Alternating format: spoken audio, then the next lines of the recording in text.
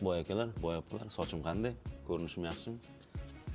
Boy akalar, boy opalar, ko'chmas mulk sohasida bitta qiziqarli holat bor. Xoslarga shuni aytib beraman. Masalan, bitta rayonda ikkita bir xil uy sotilyapti. 2 xonalik. Qavati ham bir xil, ta'miri ham deyarli bir xil.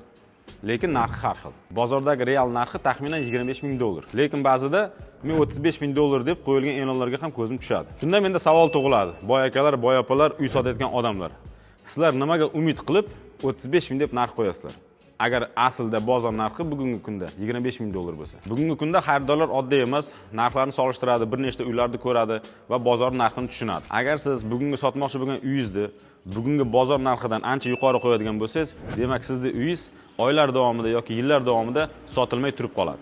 Shuning uchun sotuvchilarga maslahatim, uy narxini bugungi bozor narxini o'rganib, narx qo'ying. O'shanda sizning uyingiz juda ham tezroq sotilib ketish ehtimoli bor. Ko'rishguncha. Aytgancha boy akalar, boy opalar, sizlar nima deb o'ylaysizlar? Nega ba'zi odamlar uyini sotayotganda bugungi bozor narxidan ancha baland qo'yib yuborishadi? O'zlarining fikrlarini kommentariyada qoldiringlar. Ko'rishguncha.